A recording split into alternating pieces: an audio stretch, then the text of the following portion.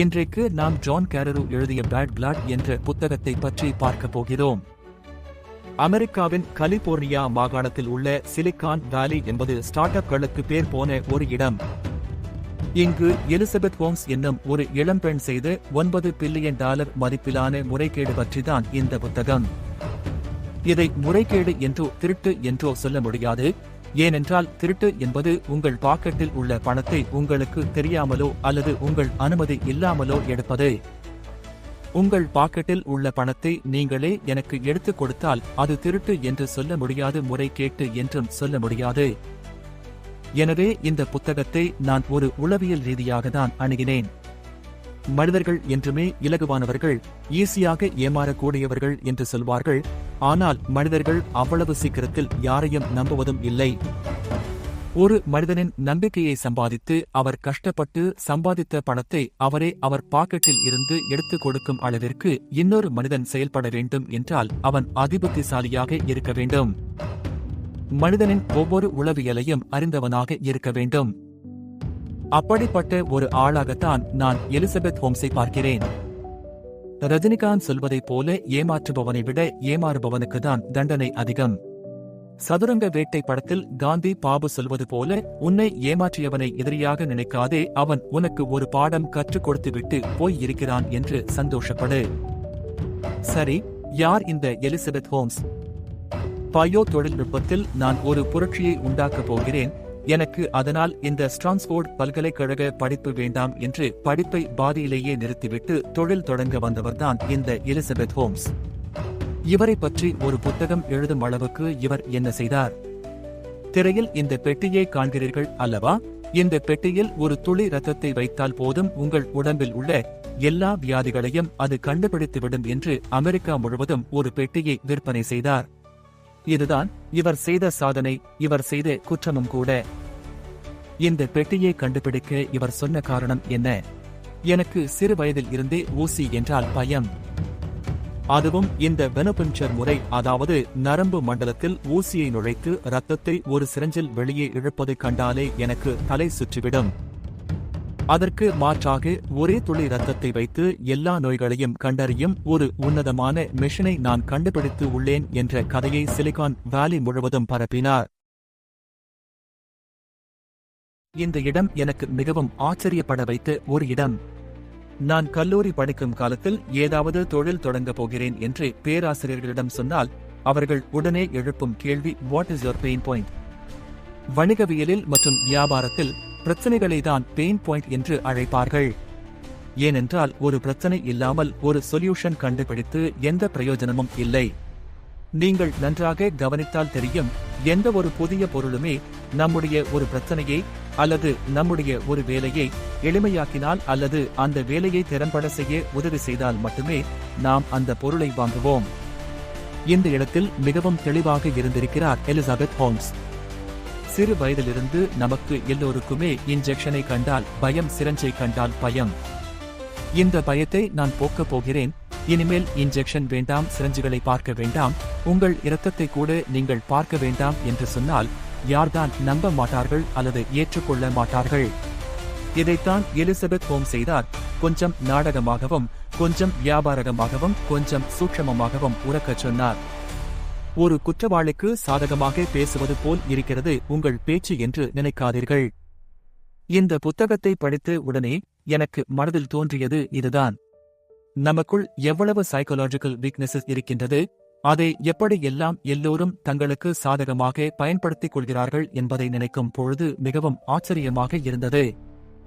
இந்த புத்தகம் முழுவதுமே அவர் எப்படி இந்த கதையை இன்வெஸ்டர்களிடம் கொண்டு சென்றார், பல பில்லியன் டாலர்களை சில வருடங்களில் எப்படி குவித்தார் என்பதுதான். இந்த கதை புத்தகமாக வருவதற்கு முன்பு அமெரிக்காவின் வால் ஸ்ட்ரீட் ஜர்னலில் ஆராய்ச்சி கட்டுரையாக வெளிவந்தது. அந்த கட்டுரை எலிசபெத் ஹோம்ஸின் டெரானோஸ் கம்பெனியின் வளர்ச்சியும் வீழ்ச்சியும் பற்றி விரிவாக எடுத்துரைத்தது. இன்றைக்கு நாம் இந்த வீடியோவில் அந்த டெரானோஸ் கம்பெனியின் வளர்ச்சியையும் வீழ்ச்சியையும் பற்றி முழுதாக காண்போம். எலிசபெத் ஹோம்ஸ் சிலிகான் வேலிக்குள் ஒரு திட்டத்தோடுதான் நுழைந்தார் என்பதற்கு ஆதாரமாக பல உள்ளது. அதில் முக்கியமான ஒரு விஷயம், அவர் அவருடைய தோற்றத்தையே முழுமையாக மாற்றிக்கொண்டார் என்று அவரை முன்பு பார்த்த பலரும் சொல்கிறார்கள். உலக புகழ்பெற்ற ஆப்பிள் கம்பெனி நிறுவனரான ஸ்டீவ் ஜாப்ஸ் போல உடை அணியத் தொடங்கினார். அதுவும் அவருடைய பிரசித்தியான டர்ட்டில் நெக் கருப்பு டிஷர்ட் போலவே இவரும் ஒரு கருப்பு டர்ட்டில் நெக் டிஷர்ட் அணிவதை ஒரு வழக்கமாக மாற்றினார். மேலும் அவர் தன்னுடைய குரலையுமே ஒரு ஆண் குரல் போல மாற்றிக்கொண்டார். அவர் பேசும் பொழுதே அவருடைய உச்சரிப்பு, அவருடைய பாவனை எல்லாமே ஆண்கள் போல மாற்றிக்கொண்டார். பேஸ் வாய்ஸில் யார் பேசினாலும் அது ஒரு ஆளுமை போல இருக்கும். உதாரணமாக மாஸ்டர் படத்தில் நடித்திருக்கும் அர்ஜுன் தாஸ் குரலைப் போல. பேஸ் வாய்ஸ் என்பது ஒரு low frequency voice. Bass voice ஒரு ஆளுமையும் ஒரு அத்தாரிட்டி ஃபீலிங்கையும் நமக்குள்ள கொண்டு வந்துவிடும். இது ஒரு எவல்யூஷனரி பிரின்சிபிள். ஏனென்றால் காற்றில் ஒரு சிங்கம் கர்ஜித்தால் எல்லா மிருகங்களுமே ஆடிப் போய்விடும். இதுபோல தான் பேஸ் வாய்ஸில் யாராவது பேசத் தொடங்கினால் நமக்குள் ஆட்டோமேட்டிக்காக ஒரு சிலிர்ப்பும் ஒரு அச்சமும் தோன்றிவிடும். இந்த உளவியல் தத்துவத்தை புரிந்து கொண்ட எலிசபெத் ஹோம்ஸ் தனது குரலையும் ஒரு பேஸ் வாய்ஸ்க்கு மாற்றினார். தனக்கென ஒரு வசீகர தோற்றத்தையும் தனி அடையாளத்தையும் உருவாக்கிக் கொண்டார். 2003ஆம் ஆண்டு, அதாவது தன்னுடைய 19வது வயதில் எலிசபெத் தெரனோஸ் கம்பெனியை சிலிகான் வெளியில் தொடங்கினார். 2010ஆம் ஆண்டு தெரனோஸ் கம்பெனி வெஞ்சர் கேபிட்டல் நிறுவனங்களிடமிருந்து 70 மில்லியன் டாலர்களை இன்வெஸ்ட்மெண்டாக பெற்றது. 2013ஆம் ஆண்டு தெரனோஸ் கம்பெனி வால் ஸ்ட்ரீட் ஜர்னல், அவரை அவருடைய முகத்திரையை கிழித்து வால் ஸ்ட்ரீட் ஜர்னலில்தான் அவருடைய நோய் கண்டறியும் பெட்டியை அறிமுகம் செய்தது. ஒரு துளி ரத்தம் போதும் 200 நோய்கள் வரை கண்டுபிடித்து விடலாம் என்று உரக்கச் சொல்லி ஒரே நாளில் சிலிகான் வேலியில் உள்ள முதலீட்டாளர்களை எல்லாம் அவரை திரும்பி பார்க்க வைத்தார். இவர்தான் அமெரிக்காவின் அடுத்த ஸ்டீவ் ஜாப்ஸ் என்று உலகமே பேசும்படி செய்தார். முதலீட்டாளர்கள் குவிந்தார்கள். செய்தி வந்த அடுத்த வருடமே கம்பெனியின் மதிப்பு 9 பில்லியன் டாலர்களாக உயர்ந்தது. எலிசபெத் ஹோம்ஸ் சொத்து மதிப்பு மட்டுமே 4.5 பில்லியன் டாலர்களாக உயர்ந்தது. அந்த வருடம், அதாவது 2014ஆம் ஆண்டு மட்டும் 700 மில்லியன் டாலர்களை முதலீடாக குவித்தது தெரனோஸ் நிறுவனம். 2015ஆம் ஆண்டு வால் ஸ்ட்ரீட் ஜர்னலில் ஒரு அதிர்ச்சிகரமான செய்தி வருகிறது. தெரனோஸ் நிறுவனத்தின் ஒரு முதலீட்டாளரும் பங்குதாரருமான சிஃப்வாய்ஸ் கம்பெனி தன்னுடைய பார்ட்னர்ஷிப்பில் இருந்து வெளியே வருவதாக ஒரு செய்தி வெளியானது. தெரனோஸ் கம்பெனி 96.1 மில்லியன் டாலர்கள் தங்களிடம் ஏமாற்றியதாக பார்ட்னர் ஃபண்ட் மேனேஜ்மெண்ட் நிறுவனம் ஒரு வழக்கை தொடர்ந்தார்கள். அதைத் தொடர்ந்து வால்கிரீன்ஸ் நிறுவனம் தெரனோஸ் நிறுவனம் ஒப்பந்தத்தை மீறியதாக சொல்லி 120 மில்லியன் டாலர்கள் தங்களுக்கு பெற்று தரும்படி ஒரு வழக்கை தொடர்ந்தார்கள். நமது நாட்டில் பங்குச்சந்தை கணக்கு வழக்குகளை கவனிக்க சிபி உள்ளது போல அமெரிக்காவில் ஒரு அமைப்பு உள்ளது. அதன் பெயர் SEC. 2018ஆம் ஆண்டு அமெரிக்காவின் பங்குச்சந்தை கண்காணிப்பாளர் SEC தெரனோஸ் நிறுவனம் மீது ஒரு மோசடி வழக்கை தொடர்ந்தது. அப்பொழுதுதான் தெரனோஸ் கம்பெனி உலகிற்கு சொன்னது போல, பார்ட்னர்களுக்கு உறுதி அளித்தது போல, அந்த எடிசன் என்ற நோய் அறியும் பெட்டியை தயாரிக்கவில்லை என்னும் உண்மை வெளியே வந்தது. அப்படியானால் 2003இல் இருந்து 2018 வரை, அதாவது 15 வருடங்கள் தெரனோஸ் கம்பெனி என்னதான் செய்து கொண்டிருந்தது? எப்படி ஒரு பொருளையே கண்டுபிடிக்காமல் 9 பில்லியன் டாலர் நிறுவனமாக அந்த நிறுவனம் உயர்ந்தது? பங்குதாரர்களுக்கும் முதலீட்டாளர்களுக்கும் அளித்து உறுதியை நிறைவேற்றாமலே கண்டுபிடிக்காத பெட்டிக்கு அதை தயாரித்துக் கொண்டிருப்பதாக சொல்லிக் கொண்டிருந்த நிறுவனத்திற்கு முதலீடுகள் குவிய தொடங்கியது எப்படி? நிறுவனத்தின் மதிப்பு 9 பில்லியன் டாலர்களாகவும் எலிசபெத் ஹோம்ஸின் சொத்து மதிப்பு 4.5 பில்லியன் டாலர்களாகவும் மாறியது எப்படி? ஒரு சாமானியனாக எலிசபெத் ஹோம்ஸ் பேசுவதை கேட்டால் நாம் உண்மையிலேயே மெய் சிலிர்த்து விடுவோம். ஒரு சொட்டு ரத்தம் போதுமா 200 பரிசோதனைகளை செய்வதற்கு? அதற்கான தொழில்நுட்பம் உலகத்தில் இருக்கிறதா என்று அந்த எடிசன் மிஷனின் நம்பகத்தன்மையை முதலில் கேள்வி கேட்டது ஒரு சாமானியனோ அல்லது ஒரு தொழில்நுட்ப வல்லுநரோ அல்ல. அதை முதலில் கேள்வி கேட்டது, இந்த பிரச்சனையை இந்த உலகிற்கு உரக்கச் சொன்னது ஒரு இன்வெஸ்டிகேட்டிவ் ஜெர்னலிஸ்ட். அவருக்கு ஏன் இந்த எடிசன் மிஷின் மீது சந்தேகம் வந்தது? தன் புத்தகத்தில் இந்த கேள்விக்கு அவர் இவ்வாறாக பதில் சொல்கிறார். முதலில் எலிசபெத் ஹோம்ஸை பற்றி கேள்விப்பட்ட பொழுது பெரிதாக எனக்கு ஒன்றும் ஈடுபாடு தோன்றவில்லை. அவருடைய வாழ்க்கையை பற்றிய தகவல்களை சேகரிக்க ஆரம்பித்தேன். அவரை பற்றிய செய்திகள் எல்லாவற்றையும் சேகரிக்க ஆரம்பித்தேன். அப்போது எனக்கு சில விஷயங்கள் ரொம்ப ஸ்ட்ரேஞ்சா இருந்தது. அது மட்டும் இல்லாம சில விஷயங்கள் நிறையவே சந்தேகங்களை எழுப்பியது. இவ்வளவு பெரிய அறிவியல் கண்டுபிடிப்பு உலகத்துக்கு சொல்லணும்னா முதல்ல அந்த கண்டுபிடிப்பை பியர் ரிவ்யூ செஞ்சிருக்கணும். பியர் ரிவ்யூ செய்யப்படாம எப்படி ஒரு கண்டுபிடிப்பு உலகத்திற்கு வந்துச்சு அப்படிங்கிறது தான் என்னுடைய முதல் கேள்வியா இருந்துச்சு. பியர் ரிவ்யூ வேற ஒண்ணும் இல்ல, நீங்க ஒரு விஷயத்தை அறிவியல் ரீதியா கண்டுபிடிச்சீங்கன்னு சொன்னா அதை மற்ற சயின்டிஸ்ட்களும் ஒத்துக்கணும். உங்களுடைய ஆராய்ச்சி ரிசல்ட்களை எல்லாம் அந்த சயின்டிஸ்ட்களுக்கு ஷேர் பண்ணணும். அவர்கள் அந்த ரிசல்ட்களை எல்லாம் சரிபார்ப்பார்கள். சரி பார்த்துட்டு இவர் சொன்னது சரிதான், இவர் கண்டுபிடிச்சது உண்மைதான் என்று சொல்லணும். தெரனோஸ் விஷயத்துல அதை யாருமே சொல்லல.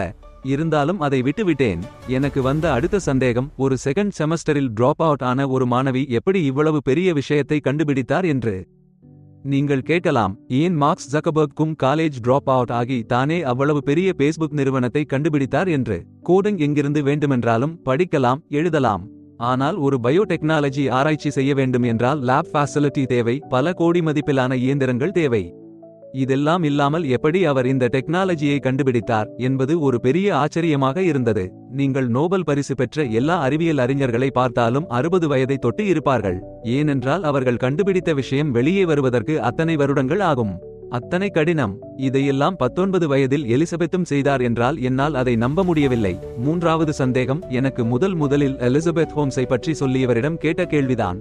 அந்த மெஷின் உண்மையிலேயே பயன்படுகிறதா என்று நான் கேட்டேன். அவர் சொன்ன விஷயம், அது அறிவியல் ரீதியாக சாத்தியமே இல்லாத ஒரு விஷயம். பின் எப்படி ஹோம்ஸ் ரிசல்ட் கொடுக்கிறார்கள் என்று கேட்டேன். அப்பொழுது அவர் சொன்ன தகவல் அதிர்ச்சி அளித்தது.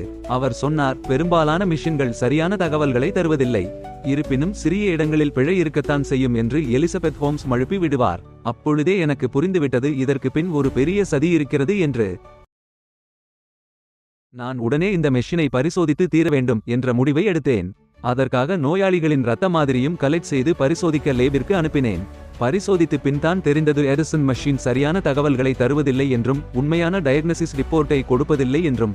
நான் இந்த கேஸை எடுக்க முன்வந்தேன். எனக்கு இன்னும் ஒரு அதிர்ச்சியூட்டும் தகவல் வந்தது. அதாவது எலிசபெத் ஹோம்ஸ் ஊடகத்தில் பதிவு செய்தது போல 240 சோதனை எல்லாம் அந்த எடிசன் மிஷின் செய்வதில்லை.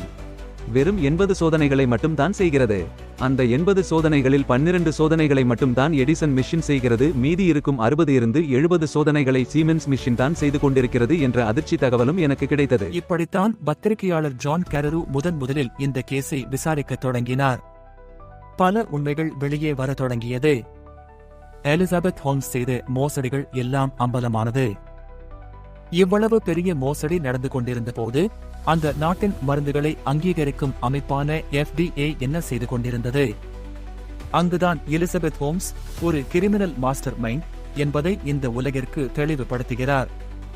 தெரனோஸ் நிறுவனம் அதன் சொந்த தொழில்நுட்பமான எடிசன் மற்றும் மினிலேப் ஆகியவற்றை பயன்படுத்தி இரத்த பரிசோதனைகளை மேற்கொள்ள முயற்சித்தது.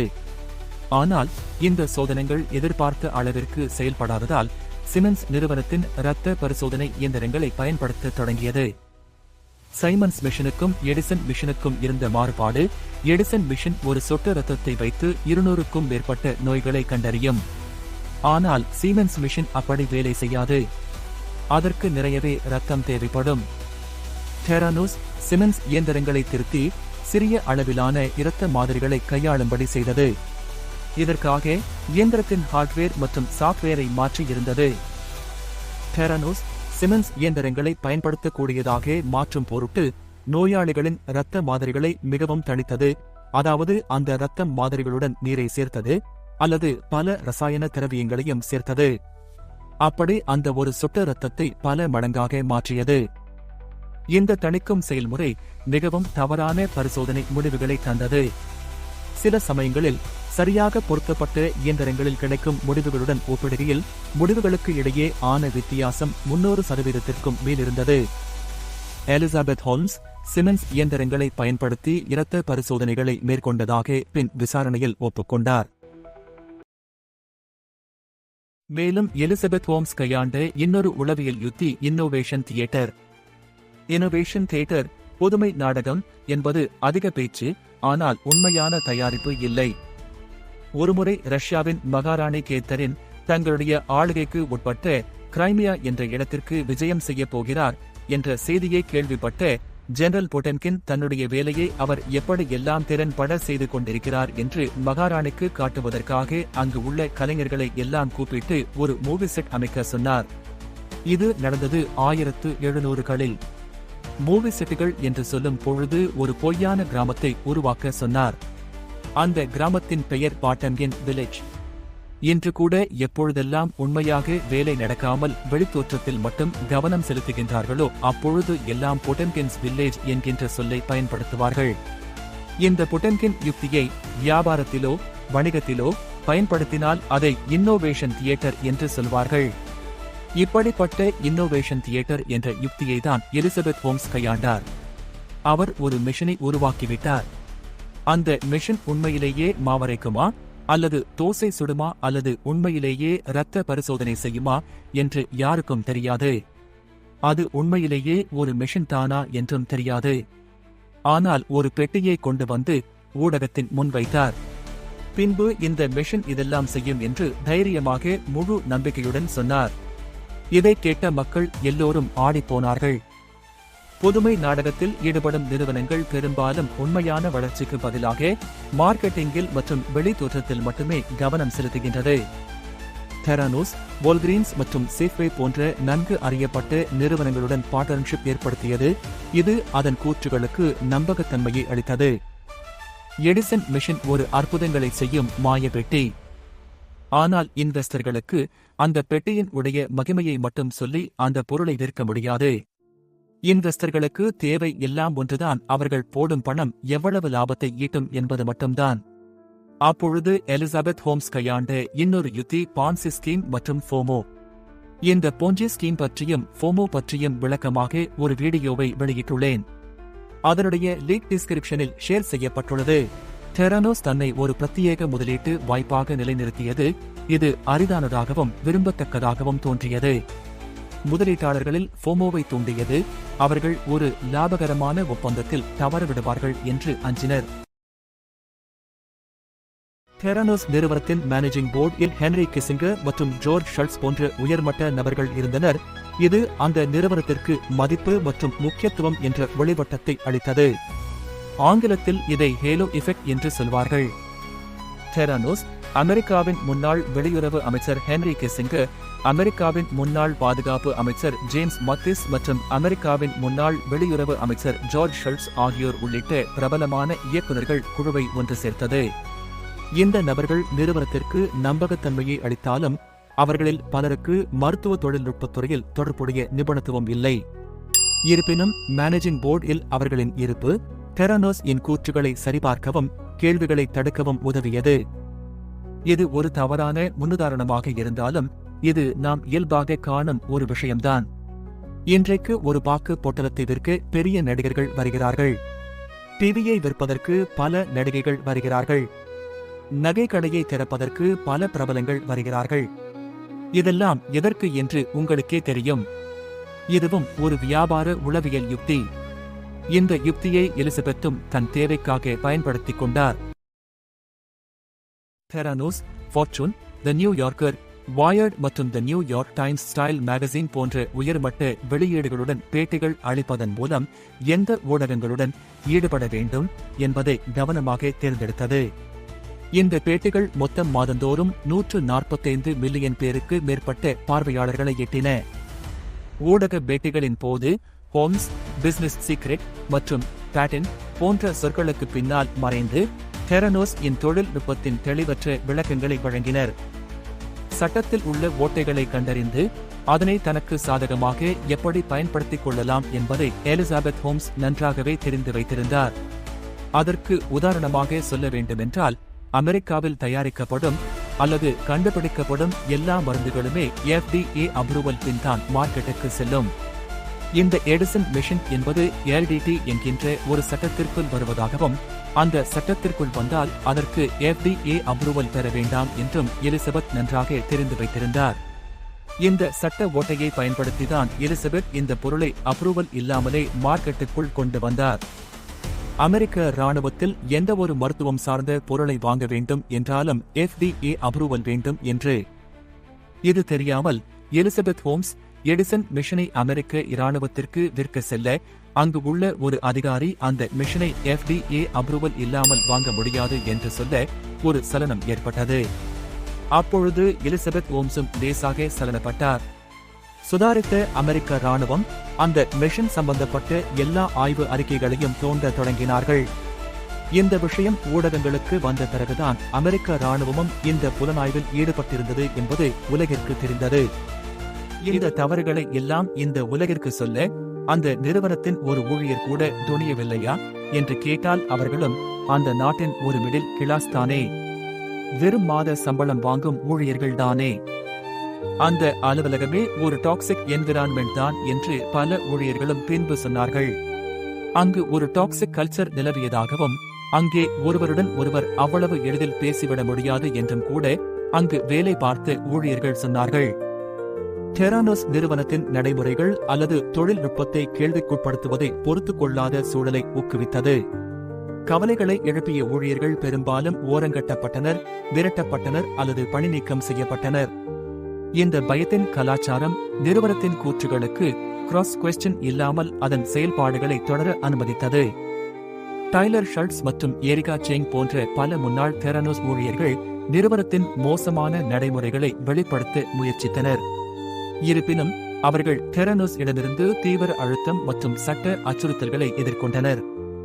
தெரானோஸ் கேள்விக்குட்படாமல் உத்தரவுகளை பின்பற்ற தயாரான ஊழியர்களை தீவிரமாக தேடியது. நிறுவனத்தின் இரகசியத்தன்மை மற்றும் டாக்ஸிக் கலாச்சாரம் சுயநலமான சிந்தனையை ஊக்கப்படுத்தி குருட்டுத்தனமான விசுவாசத்தை ஊக்குவித்தது. வசீகரத்தை கொண்டு மனிதர்களை மயக்குவதும், அழகை கொண்டு மனிதர்களை மயக்குவதும், பேச்சாற்றலை கொண்டு மனிதர்களை மயக்குவதும் என்பது ஆகபழைய உளவியல் கோட்பாடு. இன்றைக்கு மட்டுமல்ல, நூற்றாண்டுகளாக மனிதர்கள் இந்த வசீகரத்திற்கும் அழகிற்கும் மயங்கிக் கொண்டேதான் இருப்பார்கள். அந்த உளவியல் கோட்பாட்டை தான் எலிசபெத் பணமாக மாற்றினார். இதை சூழ்ச்சி என்று பார்ப்பதை விட நம்முடைய உளவியல் பலவீனங்கள் என்றுதான் பார்க்க வேண்டும். நேர்காணலில் அவர் பேச்சை கேட்டவர்களும் 2014 டெட் டாக்கில் அவர் பேச்சை கேட்டவர்களும் ஆடிப்போனார்கள், அசந்து போனார்கள், அவரை கண்மூடித்தனமாக நம்பத் தொடங்கினார்கள். எலிசபெத் ஹோம்ஸ் நம்முடைய சைக்காலஜிக்கல் பலவீனங்களை புரிந்து வைத்திருந்தார் என்பதை நான் பதிவு செய்கிறேன். ஏமாற்றுபவர்கள் இந்த உலகில் தோன்றிக் கொண்டேதான் இருப்பார்கள். ஏமாறுவதை எப்படி தவிர்ப்பது என்பதற்கு இந்த புத்தகம் ஒரு நல்ல இலக்கணமாக இருக்கும். அதற்குதான் எந்தெந்த உளவியல் கோட்பாடுகளை எல்லாம் எலிசபெத் ஹோம்ஸ் தனக்கு சாதகமாக பயன்படுத்தினார். மனிதர்களுடைய எந்த வீக்னஸ்களை எல்லாம் எலிசபெத் ஹோம் தனக்கு சாதகமாக பயன்படுத்தினார் என்பதை நான் ஹைலைட் செய்து காட்டியிருந்தேன். மனிதர்களின் ஆற்றலுக்கு அளவே இல்லை. அந்த ஆற்றலை எவ்வாறு பயன்படுத்தப் போகிறோம் என்பது அவரவர் கையில்தான். எலிசபெத் ஹோம்ஸ் அவரது ஆற்றலை பணம் சம்பாதிப்பதற்காக பயன்படுத்தினார். உண்மையிலேயே அந்த ஆற்றலை எல்லாம் எடிசன் மிஷனுக்காக செலவிட்டிருந்தால் இந்த உலகத்தில் ஒரு பெரிய மாறுதலை கொண்டு வந்திருப்பார். எடுத்துக்காட்டாக, ஒரு போர் நடக்கும் இடத்தில், ஒரு பூகம்பம் நடந்த இடத்தில் எடிசன் மிஷன் இருந்தால் எவ்வளவு பிரயோஜனப்படும்? ஒரு நோய் தொற்று பரவி இருக்கும் இடத்தில் எடிசன் மிஷன் இருந்தால் எவ்வளவு பிரயோஜனப்படும் என்று நினைத்து பாருங்கள். எலிசபெத் ஹோம் அந்த மிஷனை கண்டுபிடித்தாரோ இல்லையோ, இந்த உலகத்திற்கு ஒரு ஐடியாவை கொடுத்திருக்கிறார். எலிசபெத் அதை பணம் சம்பாதிக்கும் ஐடியாவாக கண்டார். யாராவது ஒருவர் இந்த ஐடியாவை உண்மையிலேயே மெய் ஆக்குவார் என்று நம்புகிறேன். மீண்டும் ஒரு வீடியோவுடன் உங்களை சந்திக்கும் வரை உங்களிடம் இருந்து விடைபெறுவது உங்கள் மணி. இந்த வீடியோ உங்களுக்கு பிடித்திருந்தால் இந்த சேனலை சப்ஸ்கிரைப் செய்யுங்கள். மேலும் இந்த வீடியோவை ஷேர் செய்யுங்கள். வேறு ஏதாவது டாபிக் பற்றி நான் பேச வேண்டும் என்று நீங்கள் நினைத்தால் அதை டிஸ்கிரிப்ஷனில் பதிவு செய்யுங்கள். நன்றி.